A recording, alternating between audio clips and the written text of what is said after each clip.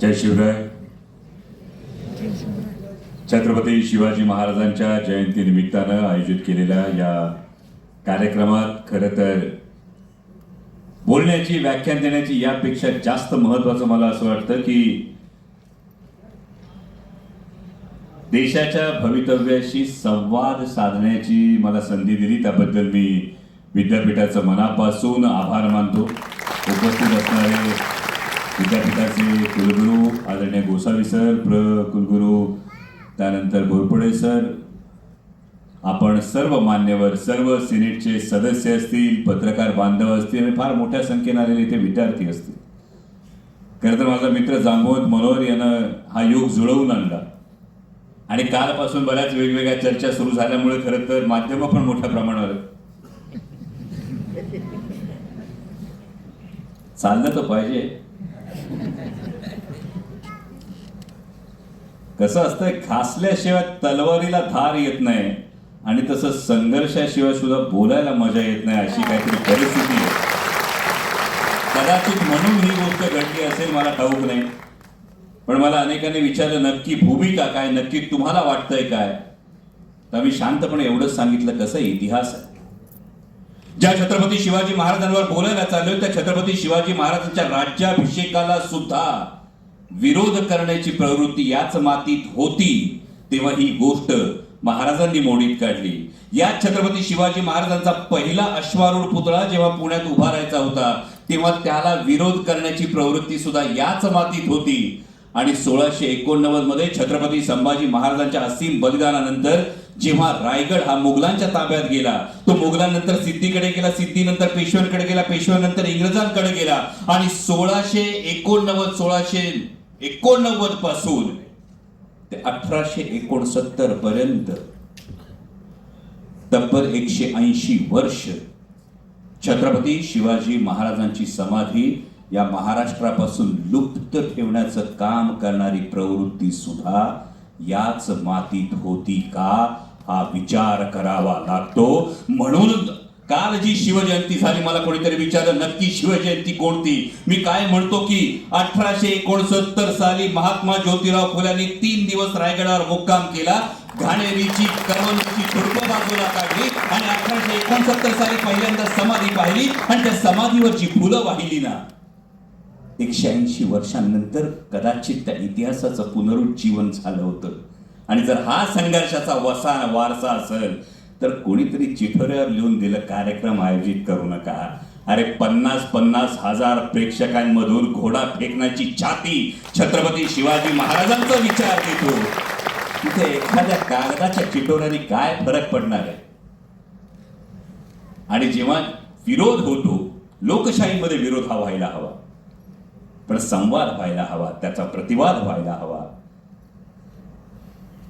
जर भ्याड बुरख्या आडून फक्त कागदाचे चिठोरे सरकवायचे असतील तर त्या कागदाच्या चिठोऱ्यांची कसपटक करून कचरापेटीत फेकून द्यायची ताकद सुद्धा आपल्या वैचारिक भूमिकेत असली पाहिजे, या मताचा मी आहे. एवढंच फक्त सुरुवातीला सांगायचं होतं. परंतु मी मनापासून आभार मानतो विद्यापीठाचे, कारण एक वैचारिक भूमिका मांडत असताना छत्रपती शिवाजी महाराज, छत्रपती संभाजी महाराजांची भूमिका मांडत असताना, म्हणजे मगाशी बराक सरांनी 3 वेळा छत्रपती संभाजी महाराजांचा धर्मवीर असा उल्लेख केला.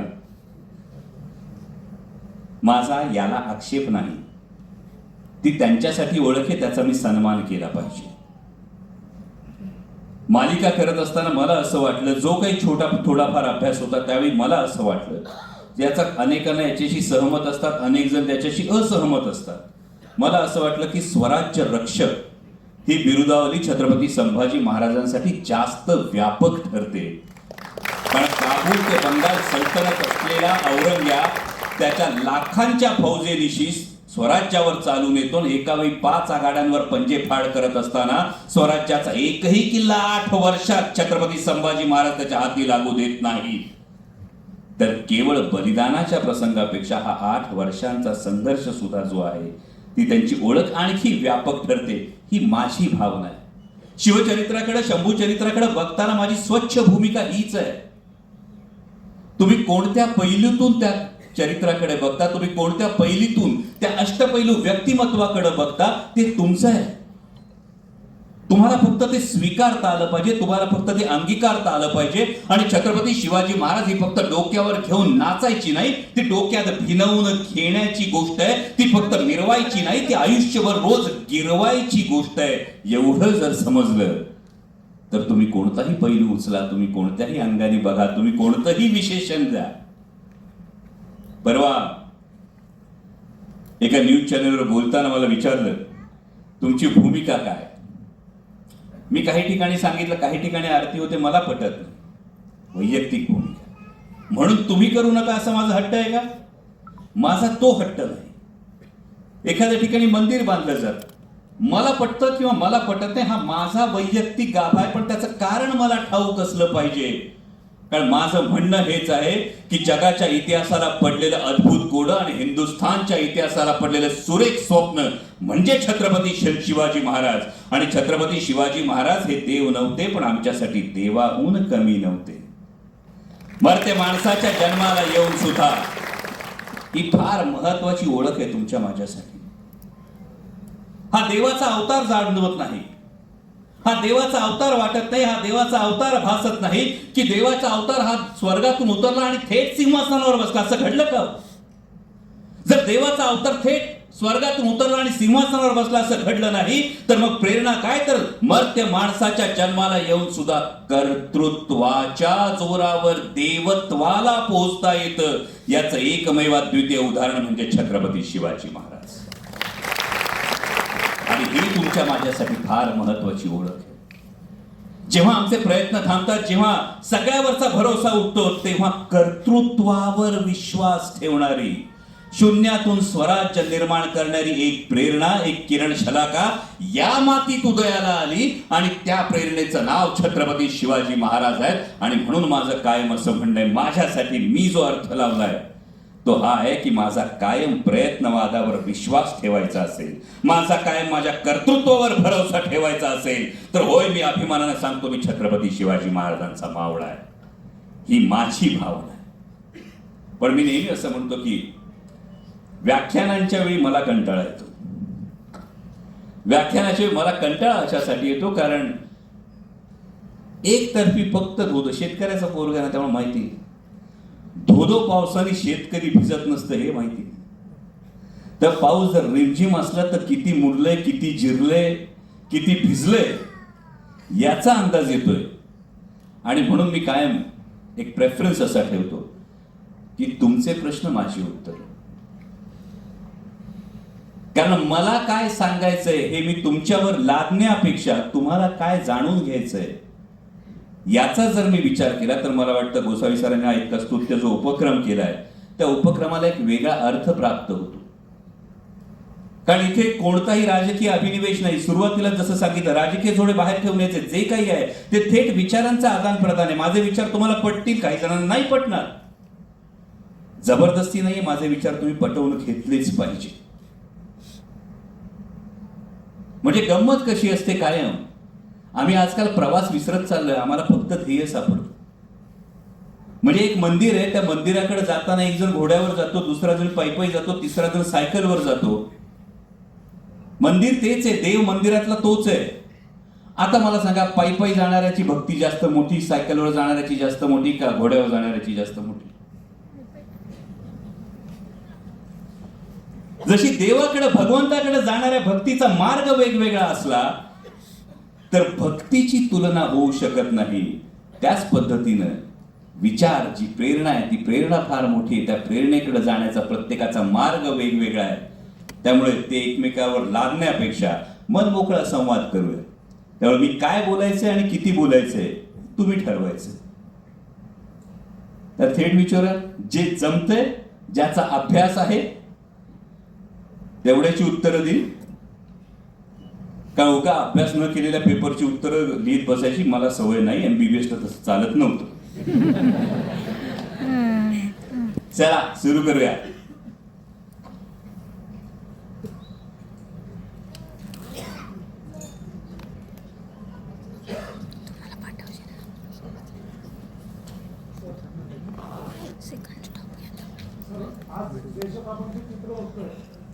जातीपातीची जरी वाढवायचं काम चालू आहे, तर ते थांबवण्याआधी शिवरायांचा जो विचार आहे तो कसा सगळ्यात महत्वपूर्ण राहील याबद्दल दोन एकदा शांतपणे छत्रपती शिवाजी महाराजांच्या अष्टप्रधान मंडळाकडे नजर टाका. जगातलं सर्वोत्तम सोशल इंजिनिअरिंगचं उदाहरण सुरुवातीला काय असेल तर ते छत्रपती शिवाजी महाराजांचं अष्टप्रधान मंडळ. वेगवेगळ्या जातीच्या त्या जातीच्या जीनपूल नुसार त्या समाजाच्या असणाऱ्या वैशिष्ट्यांनुसार अष्टप्रधान मंडळात तुम्हाला प्रत्येकाला दिलेली जबाबदारी जाणवते. आणि सोशल इंजिनिअरिंग याचा अर्थ मी फार थेटपणे कायम बोलतो माझ्यासाठी वैयक्तिक, सेक्युलरिझम याचा अर्थ लांगुलचालन होत नाही आणि कडवटपणा याचा अर्थ समोरच्याचा द्वेष होत नाही. त्यामुळे जर छत्रपती शिवाजी महाराज समजून घ्यायचे असतील तर दोन पर्याय कायम समोर ठेवा. मी अमुक जातीत, अमुक धर्मात, अमुक पंथात, अमुक प्रांतात जन्माला आलो याचा न्यूनगंड किंवा अहंकार बाळगणं. कदाचित तुम्ही म्हणालात ती आजची परिस्थिती अनेकदा जाणवते. मी अमुक जातीत, अमुक धर्मात, अमुक पंथात, अमुक प्रांतात जन्माला आलो याचा न्यूनगंड किंवा अहंकार बाळगणं हा एक पर्याय आहे. आणि मी कुठल्याही जातीत, कुठल्याही धर्मात, कुठल्याही पंथात, कुठल्याही प्रांतात जन्माला आलो तरी माझ्या कर्तृत्वानं माझं व्यक्तिमत्व अशा उंचीवर नेऊन ठेवील की माझा माझ्या जातीला, माझा माझ्या प्रांताला, माझा माझ्या पंथाला, माझा माझ्या धर्माला आणि त्याही पेक्षा महत्वाचं म्हणजे माझा माझ्या राष्ट्राला अभिमान वाटेल. पर्याय दुसरा जो असतो तो छत्रपतींच्या मावळ्याचा पर्याय असतो. आणि जर दुसरा पर्याय निवडला तर पहिलं जे वातावरण आहे हे सगळं वातावरण तुम्ही असं मागच्या मागे टाकून देता कुठेतरी. आता T20 वर्ल्ड कप सुरू आहे, बघताय की ना मॅचेस थोडेफार? हा बघताय ना? त्या बुमराची जात सांगा ना पटकन.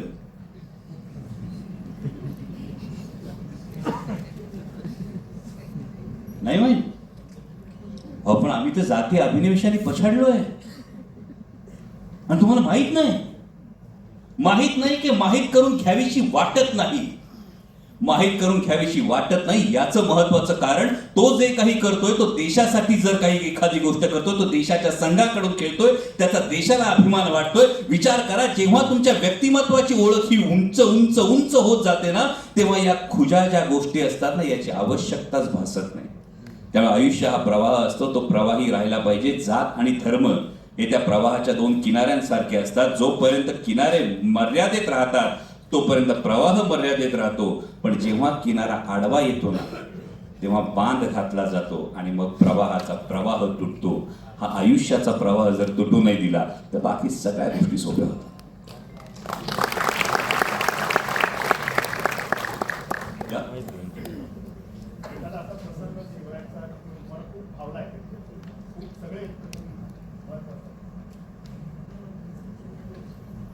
नाही, अनेक प्रसंग आहेत. म्हणजे मी कायम असं म्हणतो की छत्रपती शिवाजी महाराजांच्या आयुष्यातला आपली गंमत कशी होते ना की आम्ही छत्रपती शिवाजी महाराजांचं आयुष्य किंवा छत्रपती शिवाजी महाराजांचा इतिहास हा अनेकदा केवळ त्या 7 घटनांपुरता मर्यादित करतो. या 7 घटनांपुरता जेव्हा छत्रपती शिवाजी महाराजांचा जर आम्ही संपूर्ण इतिहास मर्यादित केला तर आम्ही त्यांना केवळ त्या फॅन्टसी स्टोरी पर्यंत नेतो. म्हणजे आपण जर बारकाईनं बघितलं तर मी सुरुवातीला जी गोष्ट म्हटलं ना, छत्रपती शिवाजी महाराजांची समाधी ही लुप्त असण्याचा काळ जर आपण बघितला तर तो जवळपास 180 वर्षाचा आहे. म्हणजे 1749च्या सुमारास छत्रपती संभाजीराजांचे पुत्र शाहू महाराज यांचं निधन झालं. 1761च्या सुमारास माझ्या माहितीप्रमाणे ताराराणींचं निधन झालं. आणि तरी हा प्रश्न निर्माण होतो, या संपूर्ण काळामध्ये उल्लेख कुठेच नाही छत्रपती शिवाजी महाराजांची. त्यानंतरच्या काळामध्ये छत्रपती शिवाजी महाराजांची जयंती निर्माण झाल्याचे उल्लेख आहेत. इतिहासाचे प्राध्यापक बसले असतील इथे, इतिहासाचे विद्यार्थी बसले असतील. हा मला समाजशास्त्रीय हा प्रश्न पडतो की मग का ही प्रेरणा नव्हती, की ही प्रेरणा दाबली गेली होती, की ही प्रेरणा विसरली गेली होती, ही विस्मृतीत गेली होती. आणि मग जेव्हा 1869 मध्ये महात्मा ज्योतिराव फुले सर ती समाधी शोधतात, त्या समाधीवर फुलं वाहतात, पुढल्या वर्षी शिवजयंती ही साजरी केली जाते. हिराबागेतच सभा ठरली होती. आणि माझ्या माहितीप्रमाणे चाफळकर स्वामी त्या सभेचे अध्यक्ष होते. ही हिराबागेत झालेली सभा आहे. आणि त्यानंतर महात्मा ज्योतिराव फुले हा पहिला पोवाडा लिहितात छत्रपती शिवाजी महाराजांचा.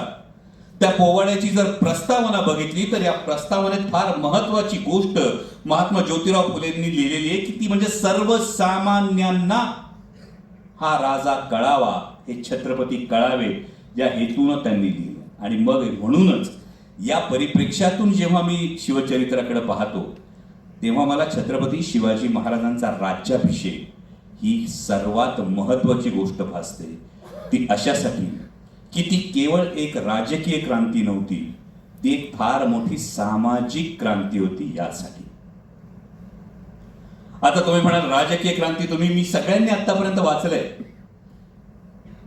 की राजा म्हणजे मुसलमान अशी जी समजूत होती, ही समजूत दूर व्हावी की एतद्देशीय माणूस सुद्धा राजा होऊ शकतो. विचार करा काय परिस्थिती असेल.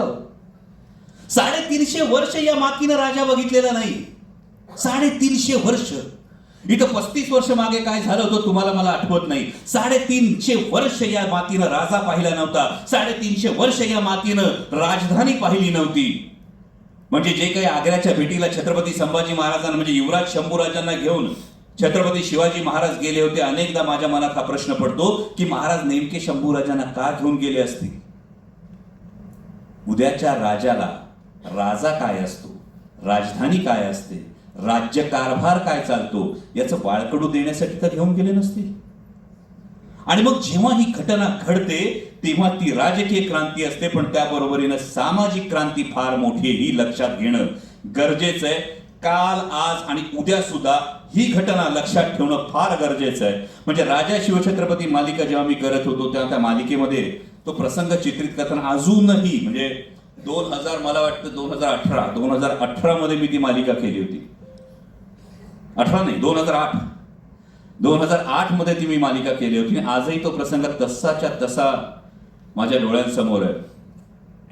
आणि तो म्हणजे छत्रपती शिवाजी महाराज राजदंड हातात घेऊन त्या सिंहासनासमोर वळतात. मला वाटतं त्यावेळेचं मालिकेचं जे काही टायटल पेज होतं तेव्हाची ती गोष्ट होती. आता ही घटना सामाजिक क्रांती का हे लक्षात घेणं गरजेचं आहे.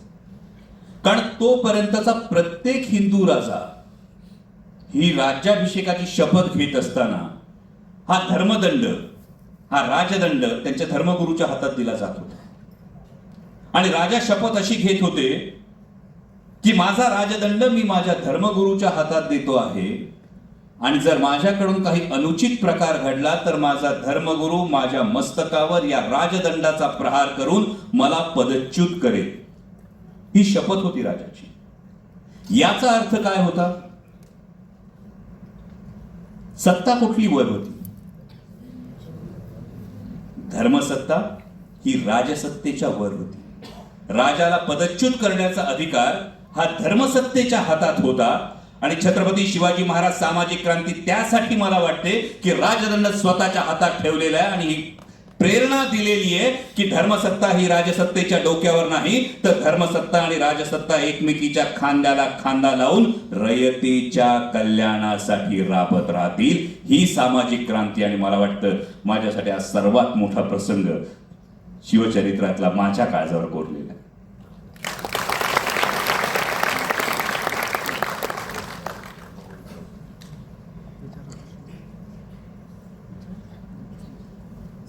वेगळा प्रश्न आहे. शिवरायांच्या पर्यावरणीय धोरणांबद्दल ऐकायला आवडेल. आताच्या काळात बोलताना अंगावर शहार येते.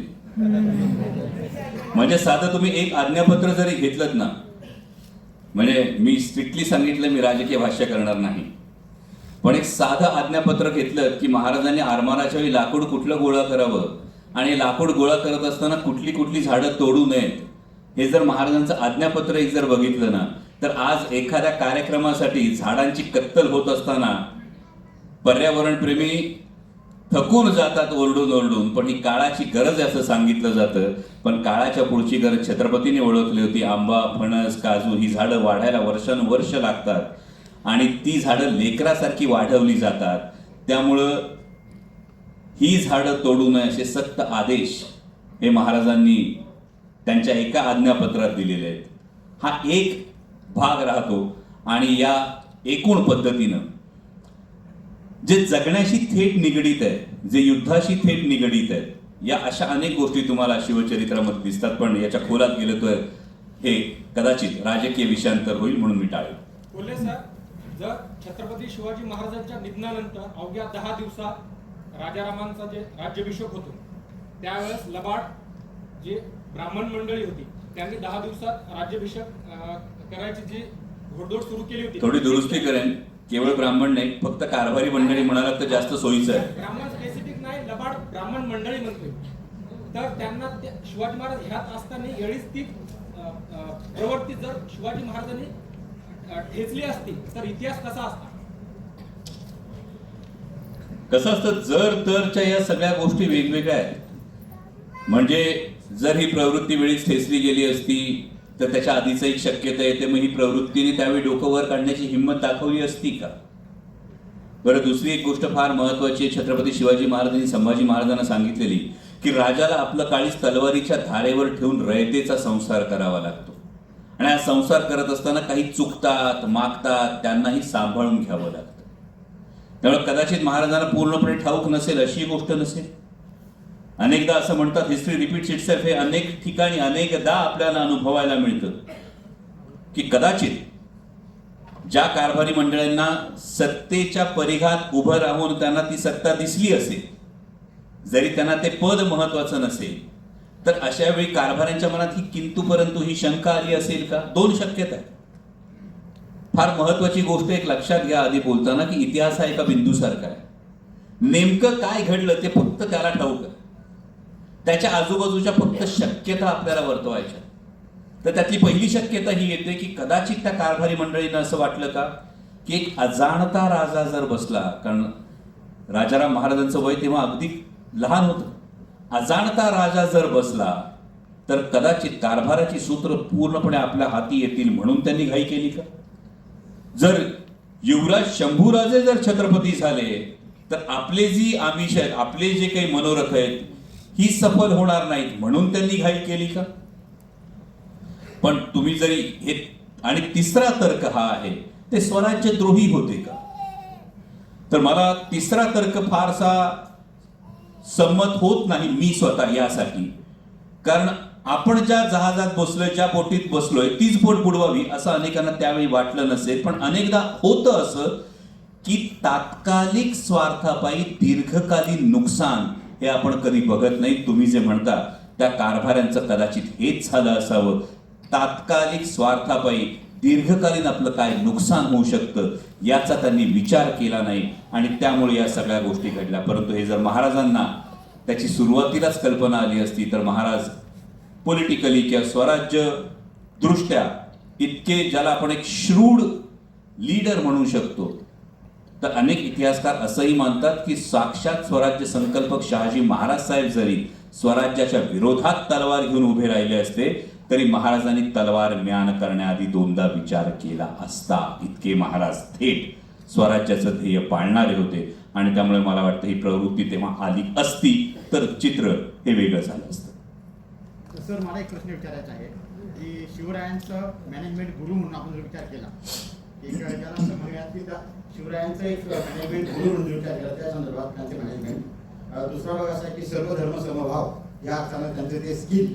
आणि तिसरा भाग असा की कुळवाडी भूषण, जसं महात्मा फुले त्यांना म्हटलेलं आहे, तर कुळवाडी भूषण थोडंसं फोकस केलं बरं. मी धनंजय लोखंडे, नारायणगाव, जुन्नर.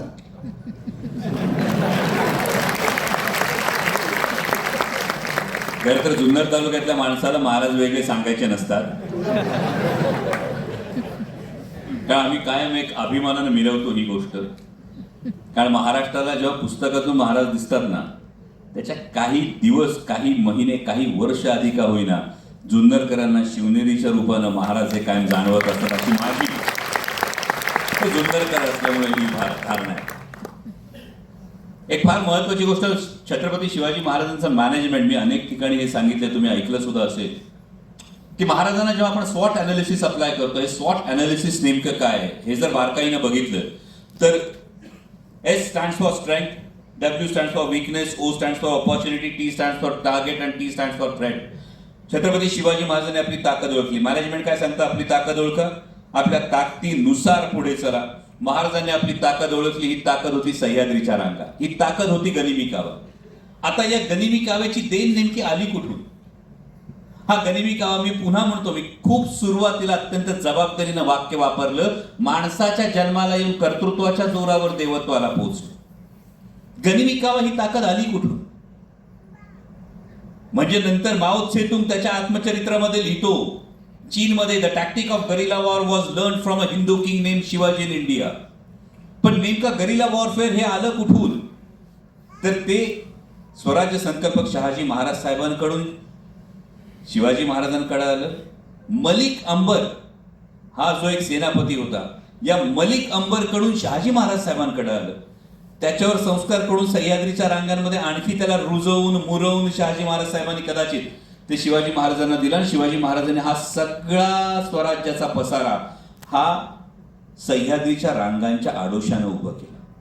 उगाच कुठेतरी मोकळ्या मैदानात हिंमत दाखवायची आणि हे दाखवायचं म्हणून जाऊन महाराजांनी किल्ले नाही उभे केले. 1-2 स्वाऱ्या केल्या, पण महाराजांनी मुद्दाम जाऊन तिथे स्वराज्याची मुहूर्तमेढ रोवली. अशी पद्धत महाराजांनी मोकळ्या मैदानात करणं टाळलं, पण त्यांनी सह्याद्रीच्या आडोशानं संपूर्ण स्वराज्य उभं केलं. दुसरी गोष्ट आहे ते weakness.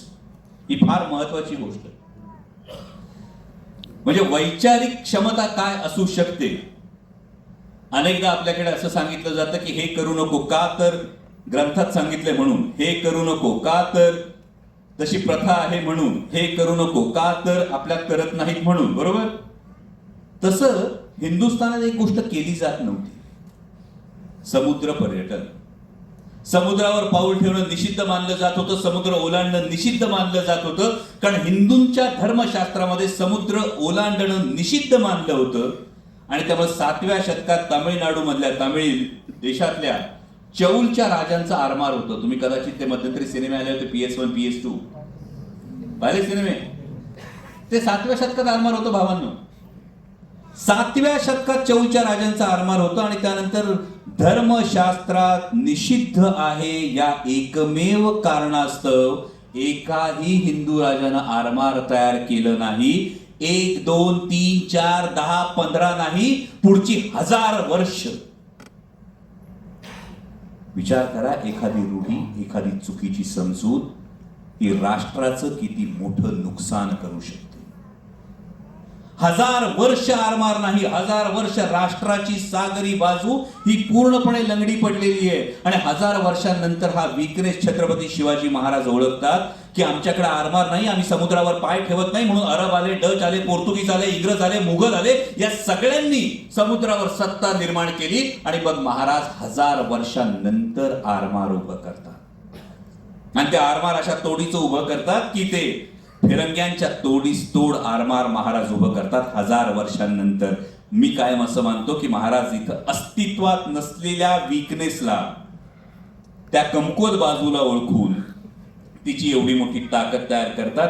This stands for W for Chhatrapati Shivaji Maharaj. मग येतो O ऑपॉर्च्युनिटी. म्हणजे अफजल खान जेव्हा चालून आला तेव्हा आम्हाला तो इतिहास फक्त एवढंच वाटतो की प्रतापगडाच्या पायथ्याची फाडला खान, प्रत्येकाला अभिमानास्पदच इतिहास आहे. पण नेमका अफजल खान होता कोण?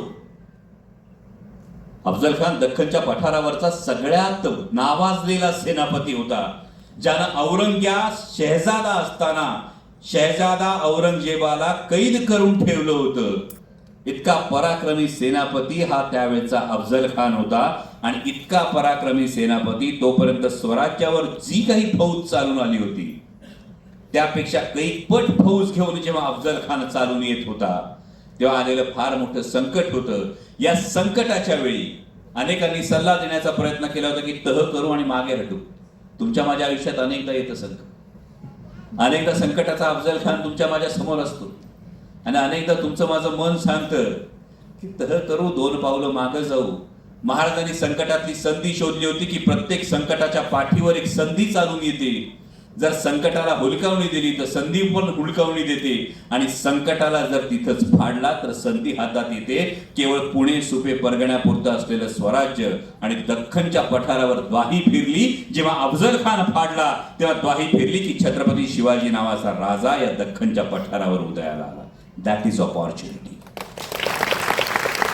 मग तुम्ही विचार करता तो टार्गेटचा, थ्रेटचा, कारण आम्ही एक गोष्ट करत असताना आम्ही त्याच्या पर्यायी गोष्टीचा कधीच विचार करत नाही. आमच्याकडे प्लॅन बी अनेकदा रेडी नसतो. अनेकदा हा प्रश्न जेव्हा आपण शिवचरित्राला विचारतो की एकीकडे रायगडासारखा अभेद्य किल्ला उभा असताना, त्या रायगडावर छत्रपती शिवाजी महाराजांचा राज्याभिषेक झालेला असताना महाराजांना दक्षिण दिग्विजय करावा असा वाटतो. महाराज दक्षिण दिग्विजय करतात आणि महाराज दक्षिण दिग्विजय करून येत असताना कधी जर तुम्ही जिंजीला गेलात तर जिंजीचा किल्ला सुद्धा आवर्जून बघा. इतक्या लांब महाराजांना दक्षिणेमध्ये जिंजीच्या ठिकाणी किल्ला का करावासा वाटतो? तर कदाचित मग इथे प्लॅन बी ऑपरेट होत होता का? की जे मी मगाशी छत्रपती संभाजी महाराजांविषयी म्हणालो की लाखोंची फौज घेऊन काबूल ते बंगाल सल्तनत असलेला औरंगजेब जेव्हा स्वराज्यावर चालून आला, हे आज ना उद्या घडणार आहे.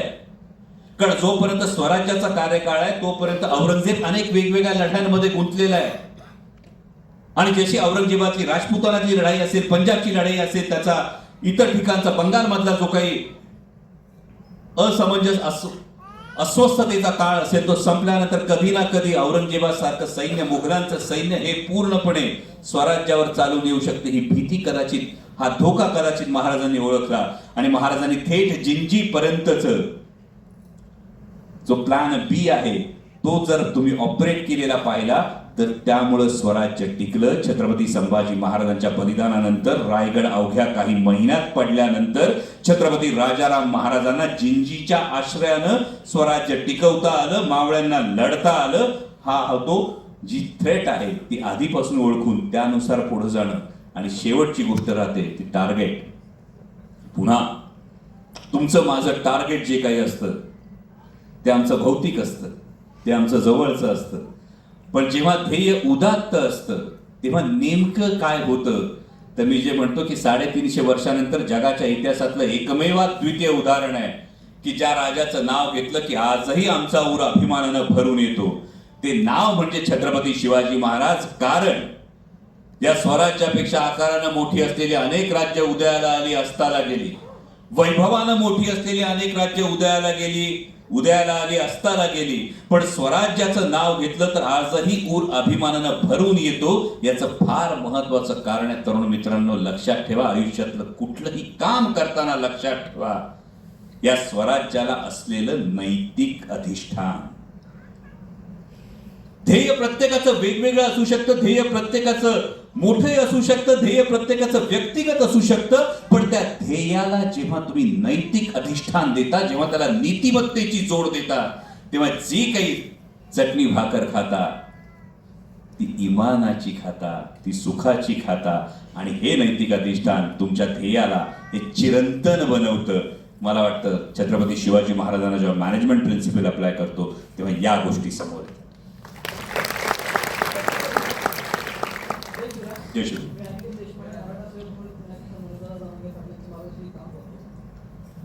म्हणजे आपण बोलत राजकारणाबद्दल बोलणार नाही या संदर्भात, परंतु काल आम्ही दादांसोबत शिवनेरी गडावर होतो. सकाळी पहाटे 5 वाजता आम्ही गड चढला.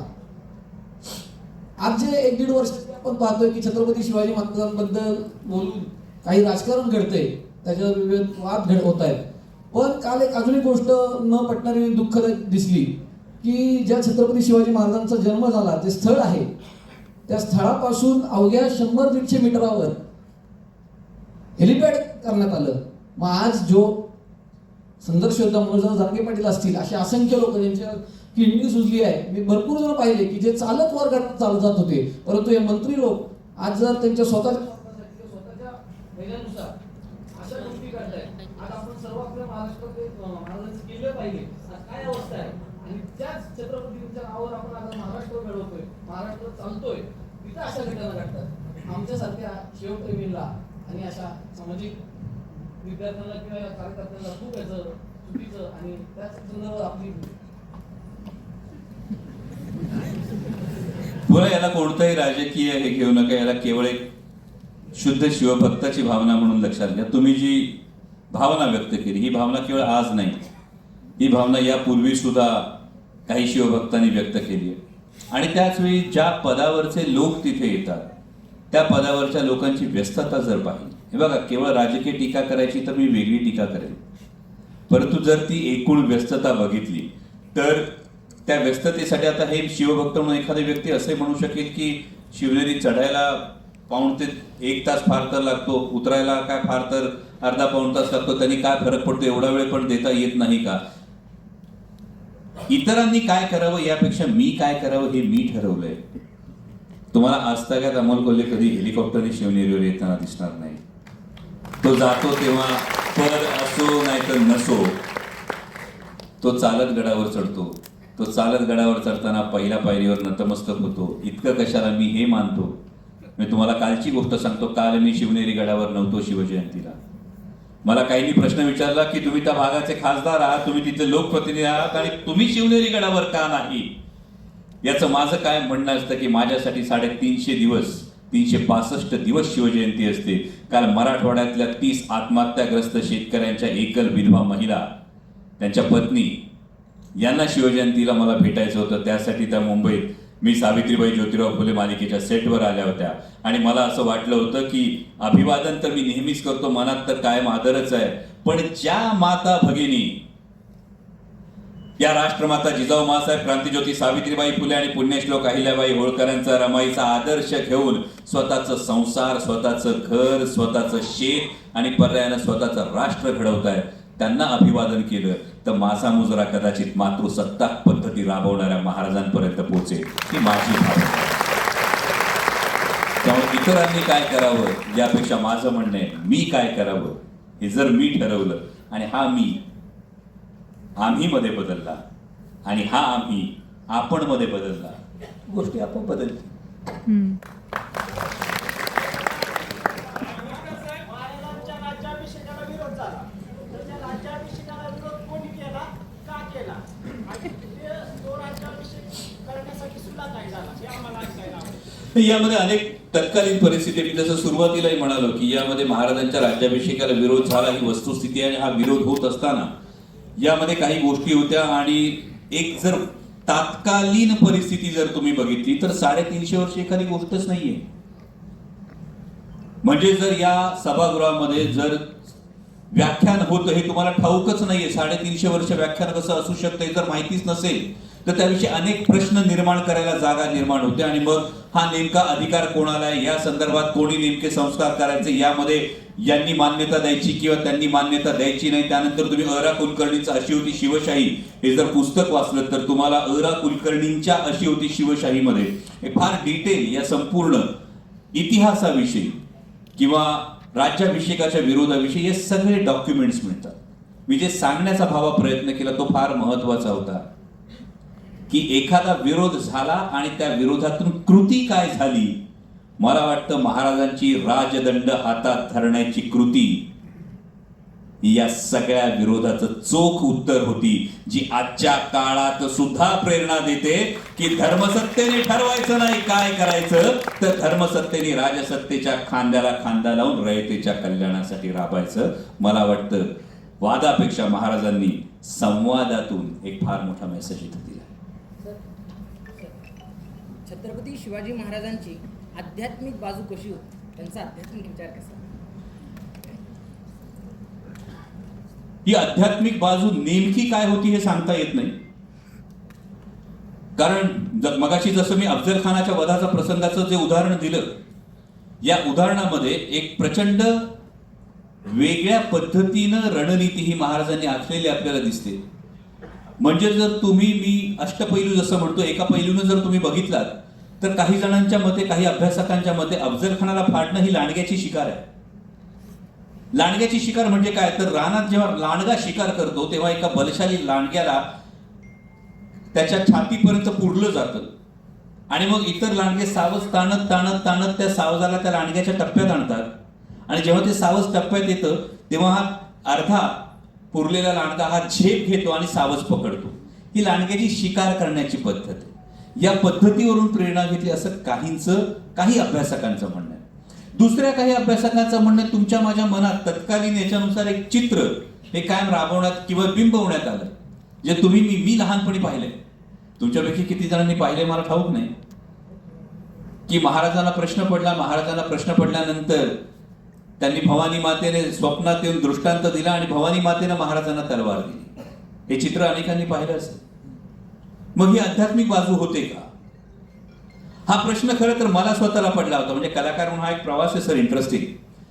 राजा शिवछत्रपती मालिकेच्या वेळी हा प्रश्न खरोखर पडला होता की ज्या माणसामुळे आपण असं मानतो, ज्या माणसामुळे अंगातली तुळस, गोठ्यातली गाय, घरातली माय आणि देवळातले देव सुरक्षित राहिले, थेट विधान आहे ते म्हणजे छत्रपती शिवाजी महाराज.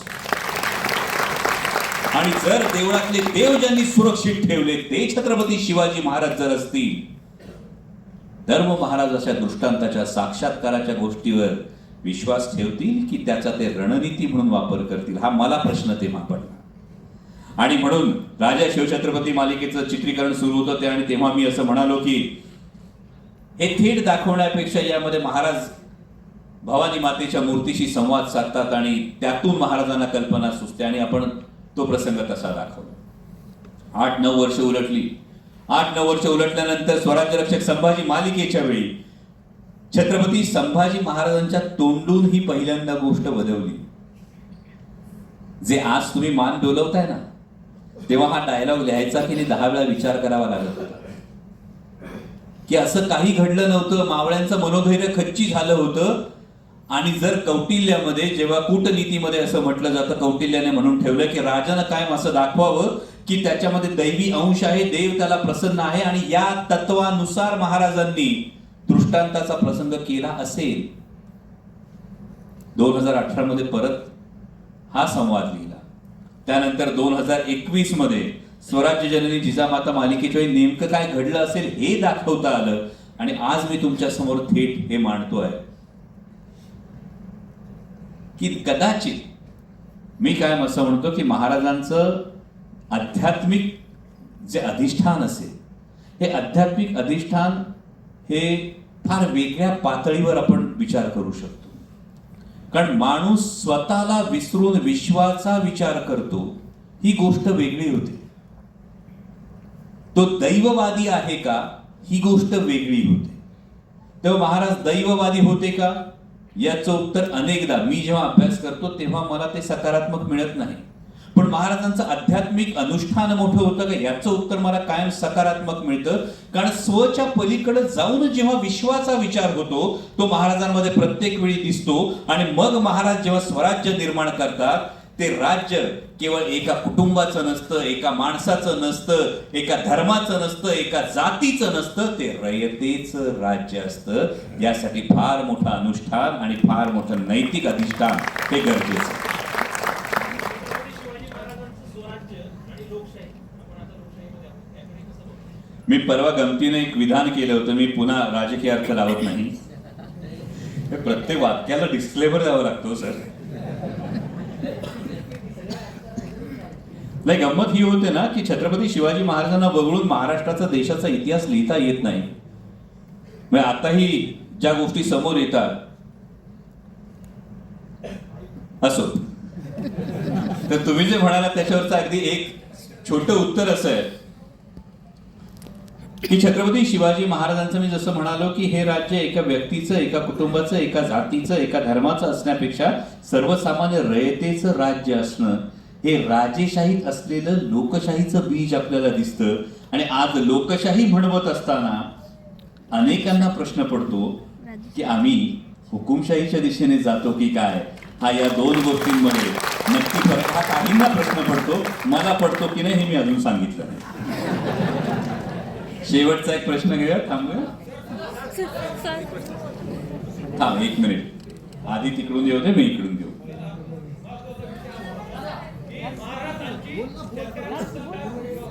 आणि शेतकऱ्यांबद्दल काय भूमिका होती महाराजांची, आणि आजच्या काळात त्यांची ही भूमिका कशी उपयोगी ठरली असते शेतकऱ्यांबद्दल?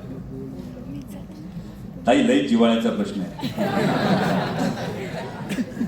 कारण पावलाला माती लागल्याशिवाय मातीशी इमान राहत नाही. आणि त्यांनी मातीतल्या जो प्रश्न विचारला, हे मी भावा तेवढं फक्त उत्तर देतो. छत्रपती शिवाजी महाराजांची एका वाक्यातली सगळ्यात महत्वाची गोष्ट जी आम्ही फक्त भाषणांमध्ये वापरतो आणि भाषणांमध्ये जी उचलतो ती गोष्ट आहे, रयतेच्या भाजीच्या देठाला धक्का लागू देऊ नका. ही जेव्हा एक गोष्ट आम्ही म्हणतो ना, त्याच्या मागे अनेक आयाम आहेत, अनेक याच्यामध्ये पॉलिसी या महाराजांच्या आहेत. म्हणजे महाराजांचं दुष्काळाच्या वेळी नेमकं शेतकऱ्यांना काय सवलत देणं होतं हे जर बारकाईने तुम्ही बघितलं, इतकंच कशाला, महाराजांची जर सैन्य भरती आपण बघितली, जर जे साधारणतः 4 महिने फक्त शेती करणार आणि 8 महिने सैन्यात भरती होणार अशी जी परिस्थिती होती ही महाराजांच्या काळात बदलली. त्यांनी पूर्ण वेळ सैन्य भरती सुरू केली. थोडक्यात शेतीवर असणाऱ्या कुटुंबांना एक परमनंट रोजगार हा महाराजांनी तयार करून दिला. महाराजांनी शेतकऱ्यांसाठी उच्च प्रतीचं बी बियाणं दिलं. जेव्हा दुष्काळ झाला, जेव्हा अवकाळी झाली, तेव्हा महाराजांनी सवलत दिली. महाराजांच्या काळी कधी शेतकऱ्यांना आंदोलनं करावी लागली नाही, शेतकऱ्याला कधी धरण्यावर बसावं लागलं नाही की अरे अवकाळी झाली, तुमच्या डोळ्यांना दिसती, दुष्काळ पडलाय तुमच्या डोळ्यांना दिसतोय, पण तरी सुद्धा शेतकऱ्याला आजच्या काळात दिलासा मिळत नाही. हे दुर्दैव आहे. आता जेव्हा परराष्ट्र धोरण येतो, तुम्ही साधा विचार करा, महाराजांच्या काळामध्ये जिझिया कर लावला औरंगजेबाने, हिंदूंच्या यात्रेवर कर लावला, जिझिया कर, महाराजांचा तह झाला होता. महाराजांनी क्षणात तह मोडून टाकला की जर आमच्यावर तुम्ही अकारण कर लादत असाल तर आम्हाला तुमचा तह नको, असं महाराजांनी म्हटलं. आता अमेरिकेने आपल्या बरोबर ट्रेड डीलची बोलणी सुरू आहेत. 15 मार्चला खरं तर डॉक्युमेंट खरं समोर येणार आहे, त्याशिवाय त्यावर बोलणं फार तथ्य नाही. पण जे मुद्दे येतात हे मुद्दे शेतकऱ्यांना भरडणार आहेत याची भीती वाटते. म्हणजे सोयाबीन उत्पादक शेतकऱ्यांना नेमकं काय करायचं? अमेरिकेतला सोयाबीन उत्पादक शेतकरी जीएम व्हरायटीचं वाण वापरतो. तो जर एकराला 20 क्विंटल काढत असेल तर आमचा शेतकरी एकराला 5 क्विंटल काढू शकतो. त्याची सोयाबीन येणार, त्याचं सोया ऑइल येणार. मग आमच्या सोयाबीन उत्पादक शेतकऱ्याचं, महाराष्ट्रातला जो 65% सोयाबीन उत्पादक शेतकरी, त्यांनी काय करायचं? लांब धाग्याचा कापूस जेव्हा येतो तो विचार करा, मागच्या वेळी बोलणी सुरू झाली, 15 लाख गाठी आल्या. MSP पेक्षा कापसाचा भाव 1,500 रुपयांनी कमी होता, हमी भावापेक्षा 1,500 रुपयांनी. इथं तुम्ही बसलेले आहात सगळे नोकरी करणारे जर लोक असाल, उद्या जर युनिव्हर्सिटीने तुम्हाला सांगितलं तुम्हाला जो काही पगार मिळणार आहे या पगारातली 25% रक्कम आम्ही कापून घेणार, चालतंय का?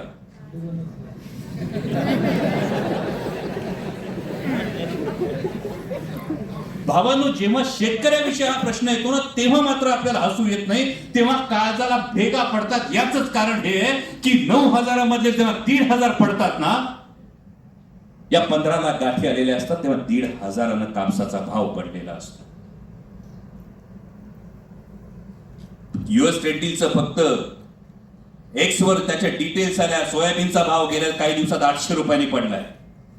सरकारने सांगितलं होतं मक्याची शेती करा. मक्याची शेती का करा? तर इथेनॉल मक्यापासून निर्मिती करण्यासाठी मक्याची शेती करा. जेव्हा अमेरिकेतून इथेनॉल पण येणार आहे, DDGS पण येणार आहे, हे जेव्हा कळलं ना, मक्याचे भाव गेल्या काही दिवसापासून 400 ते 500 रुपयांनी पडले. आणि मग हा प्रश्न निर्माण होतो की शेतकऱ्याच्या भाजीच्या देठाला हात लागू देऊ नका असं म्हणणाऱ्या महाराजांचा आदर्श आम्ही किती पाळतोय? ह्या आत्मचिंतनाचा विषय.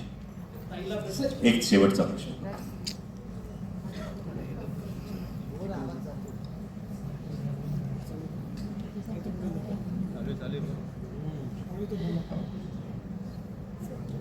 औरंगजेब आणि इतर मुस्लिम शासक आणि छत्रपती शिवाजी महाराज यांच्यातील जो संघर्ष होता तो एक धर्मयुद्ध म्हणून आपण पाहावा, की जर ते धर्मयुद्ध नसेल तर मग आपण स्वराज्य, याला हिंदवी स्वराज्य म्हणावं की जनतेचं राज्य, याबद्दल आपण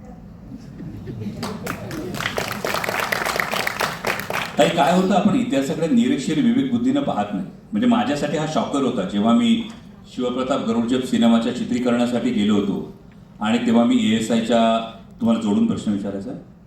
अच्छा, नंतर विचारायचा. तर मी ASIच्या ऑफिसमध्ये बसलो होतो तेव्हा मला माहीत नसलेली एक गोष्ट त्या ASIच्या माणसानं असं सांगितली होती. आणि आम्ही त्या लाल किल्ल्यामध्ये, आग्र्याच्या लाल किल्ल्यामध्ये चित्रीकरण करणार होतो आणि त्या ASIच्या अधिकाऱ्यांना बोलता बोलता मला असं सांगितलं की उज्जैनच्या महाकाल मंदिराला जीर्णोद्धार कुठल्या तरी मुघल शासकानं, कदाचित औरंगजेबानं त्या काळात हे काहीतरी केलं होतं, असं मला अस्पष्ट काहीतरी अजूनही आठवतं. गंमत अशी होती ना की आम्ही इतिहासाकडे निरीक्षण विवेक बुद्धीने पाहत नाही होत. हे केवळ धर्मयुद्ध होतं की धर्म हा टूल होतं? अनेकदा सत्ता संघर्षासाठी धर्म हे टूल असतं का हा प्रश्न येतो. जर मुघल शासक आणि छत्रपती शिवाजी महाराज यांच्यातला संघर्ष केवळ धर्मयुद्ध होता असं जर आपण म्हटलं तर मग औरंगजेबाने आदिलशाही आणि कुतुबशाही बुडवण्याचं नेमकं कारण काय असेल? या प्रश्नाचं उत्तर मिळत नाही.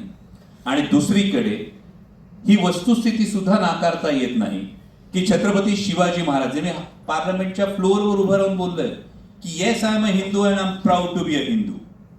हे मी हाऊसमध्ये बोललोय. हे बोलत असताना माझ्या मनात हीच भावना होती की छत्रपती शिवाजी महाराज हिंदू होते का? होय, होते.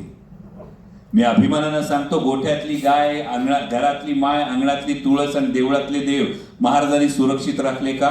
होय, राखले.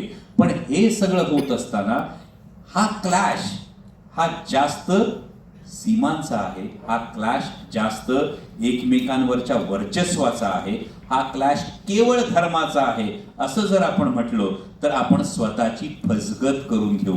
हे इतिहासाकडे तटस्थपणे पाहिलं तर गोष्ट समोर येते. सर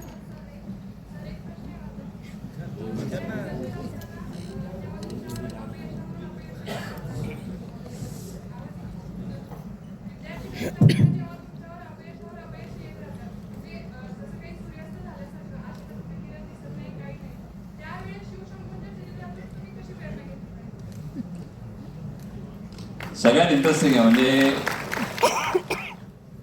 तुमच्या प्रश्नाला मी रिलेट करू शकतो. हे अनेकदा होतं की आपल्याला जे हवं तेच मिळत नाही आणि नेमकं असं असतं की आपल्यावर खूप अपेक्षा लावलेल्या असतात, घरच्यांनी प्रेशर दिलेलं असतं आणि या सगळ्या स्टेक्स असताना सगळ्यात महत्वाची गोष्ट माझ्या वडिलांनी दिलेला एक सल्ला मी तुम्हाला सांगतो. फक्त तो असा आहे की आयुष्यात घेतलेला कुठलाच निर्णय चुकीचा नसतो ताई. फक्त भविष्यात पुढे जाऊन मागं घेतलेला निर्णय बरोबरच होता हे सिद्ध करण्याची धमक तुमच्यात असली पाहिजे.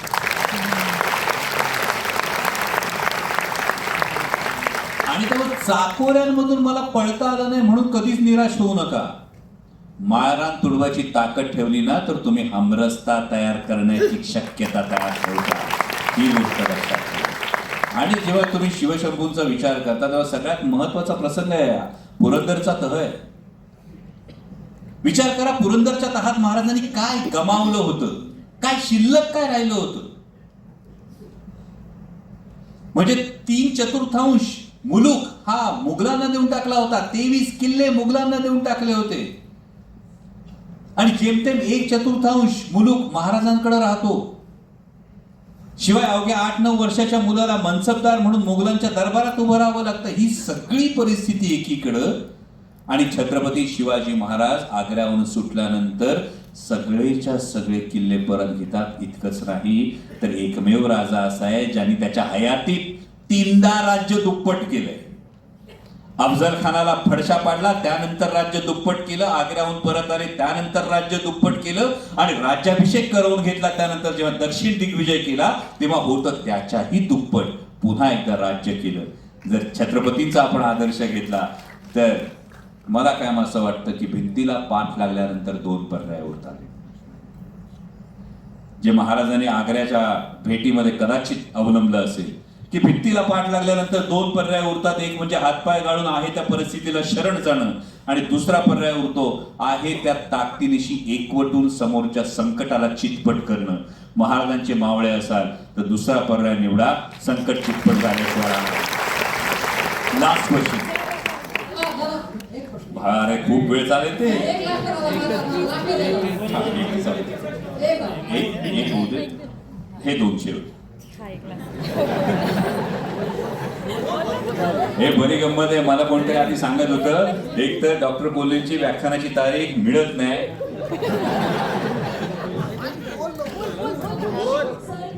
आजची तरुण मंडळी म्हणजे सामाजिक घटकांपासून जरा अंग राखून असते आणि आपले महाराज वयाच्या अवघ्या 16व्या वर्षी त्यांनी स्वराज्याची शपथ घेतली.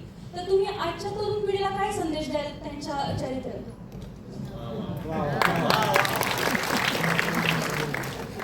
एक फार महत्वाची गोष्ट ती आहे की आजची तरुण पिढी अंग चोरते का, तर तुम्हाला मला लहानपणापासून सांगितलं तर आपल्यापुरतं बघ ना.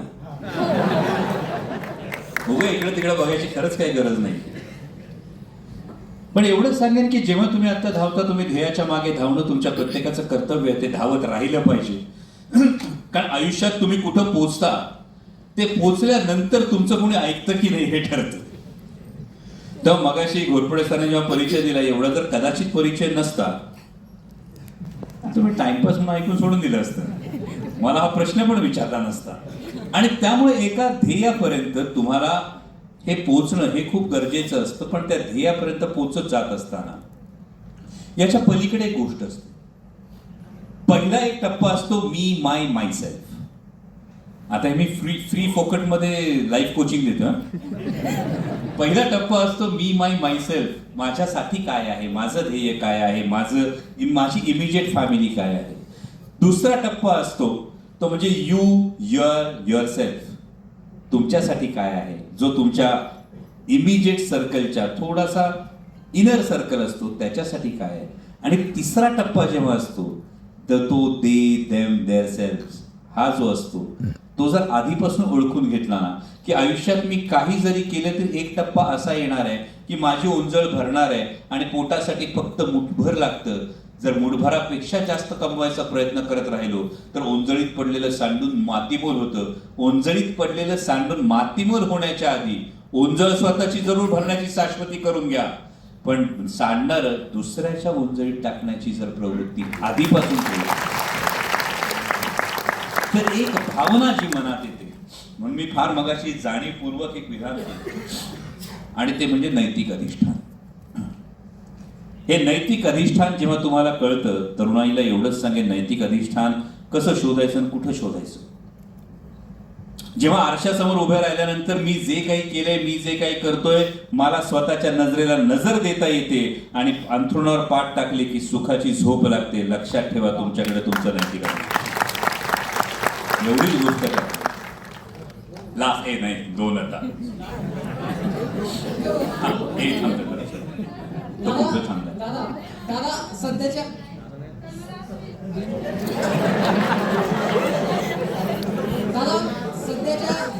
राजकीय परिस्थिती. ताई एक मिनिट, तो बिचारा नियमाने थांबला. तुम्ही असं मागून येऊन अशी घुसखोरी केली तर कसं काय सहन होईल. तो बिचारा थांबला, त्याला 3 वेळा थांबवलं, तो त्या 3 भगिनींसाठी थांबला. आता त्याला विचारलं मी येतो. दादा माझा प्रश्न सध्याच्या राजकीय परिस्थितीला अनुसरण आहे. जो मला आधी सांगितलं राजकारण बोलायचं नाही. एकच मिनिटं नाही.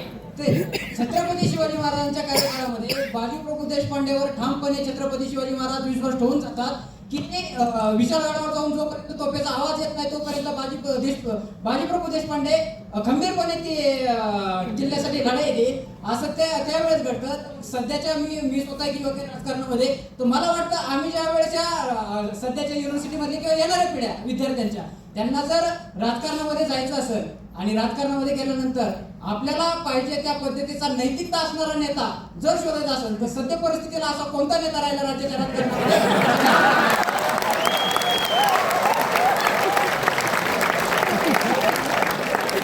मला आता असा दिसत नाही समोर.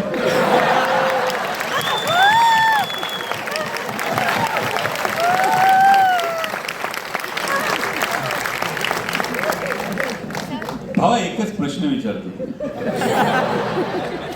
आता T20चा वर्ल्ड कप चालू आहे. मगाशी एक प्रश्न विचारला. समजा आता मोहम्मद शमी टीम मध्ये नाहीये, एखादा प्लेअर इंज्युअर झाला आणि सेमीफायनलला पाकिस्तान बरोबर मॅच झाली आणि मोहम्मद शमीनी पहिल्या बॉलला विकेट काढली. रडशील की टाळ्या वाजवशील?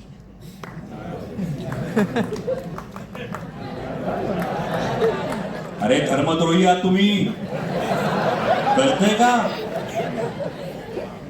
टाळ्या वाजवणार तुम्ही? असं कुणी जर म्हणाल तर त्यांना जरूर सांगा, जर मोहम्मद शमीनी पहिल्या बॉलला विकेट काढली तर जर मी टाळ्या वाजवल्या तर मी देशप्रेमी ठरतो. माझी पहिली भावना ही राष्ट्राप्रती समर्पित होते आणि जर माझी अंतर्गत भावना, माझी मूळ भावना, माझी मूळ प्रेरणा ही जर राष्ट्र ही संकल्पना असेल तर मी ती संकल्पना उचलली पाहिजे. आणि भावा जो पण नेता तुला हे सांगेल ना, तू कुठल्याही जातीत, कुठल्याही धर्मात, कुठल्याही पंथात, कुठल्याही प्रांतात जन्माला आला तरी भावा तू आधी माणूस आहेस, तू या राष्ट्राचा नागरिक आहेस आणि हे राष्ट्र उभं करण्यासाठी मला तुझी गरज आहे. बिनधास्त त्यांनी त्याच्या पावलावर चाल. काही काम विद्यापीठे ही मुक्त विचारांची मुक्त केंद्रे आहेत आणि या विद्यापीठामध्ये या मुक्त केंद्रामधून जर महाराजांच्या कार्यक्रमाला विरोध होत असेल आणि त्यात अडाणी लोकांनी केलेला विरोध आणि सुशिक्षित लोकांनी केलेला विरोध यावर तुमचं काय मत आहे? त्याने मी सुरुवातीला सांगितलं कसं आहे ना, घासल्याशिवाय धार नाही तलवारीच्या पातीला आणि संघर्षाशिवाय पर्याय नाही महाराष्ट्राच्या मातीला. त्यामुळे विरोध जर झाला तर महाराजांना सुद्धा त्यावेळी वतनदारांनी अनेक विरोध केला होता. या वतनदारांच्या वाकड्या मिडी उखडून टाकून स्वराज्याची मुहूर्तमेढ महाराजांनी रोवली. जर त्यांचे आपण मावळे म्हणत असू ना तर त्यांचा विचार आपण याच मातीत रुजवणार, याच मातीत पुन्हा ती मुहूर्तमेढ रोवणार. कुणाला किती विरोध करायचा असला तरी त्यांना त्यांची तोंड लपवावी लागतील एवढा विश्वास आपल्यामध्ये असला पाहिजे. छत्रपती शिवाजी महाराज की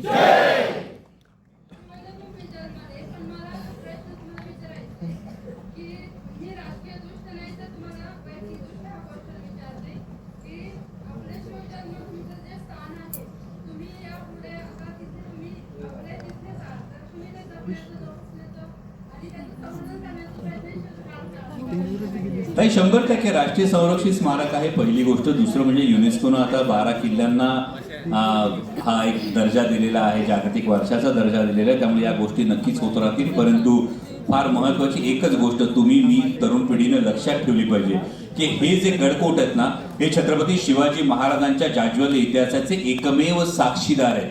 यातला एक एक बुरुज राखण्यासाठी, यातला एक एक दरवाजा राखण्यासाठी तुमच्या माझ्या कितीतरी पूर्वजांनी रक्ताचे पाठ वाहिलेले आहेत.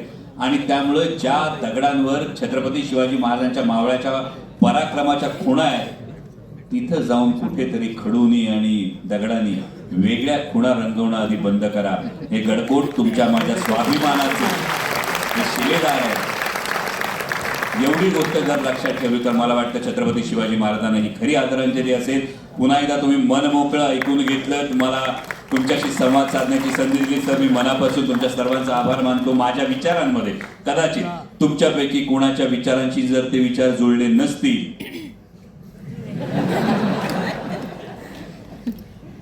तर कदाचित मला असं वाटतं की त्यासाठी मी दिलगिरी व्यक्त करायला सुद्धा मी मागे हटणार नाही, कारण तुमच्याशी कदाचित ते विचार जुळणार नसतील. छत्रपती शिवाजी महाराज एक असीम चैतन्य आहे. जाता जाता एवढंच सांगतो, उपासनेचा मार्ग कुठलाही असेल, देवाकडे जाण्याचा मार्ग कुठलाही असेल, एक असीम चैतन्य ज्याला जेवढ्या प्रामाणिकपणे साथ घालाल तेवढ्या उत्कटतेने छत्रपती शिवाजी महाराज नावाचं चैतन्य तुम्हाला प्रतिसाद दिल्याशिवाय राहणार नाही. एवढाच एक विश्वास देताना सांगतो. धन्यवाद. जय श्रीराम. हा व्हिडिओ तुम्हाला कसा वाटला ते सांगा आणि सबस्क्राईब करा व्हिडिओला.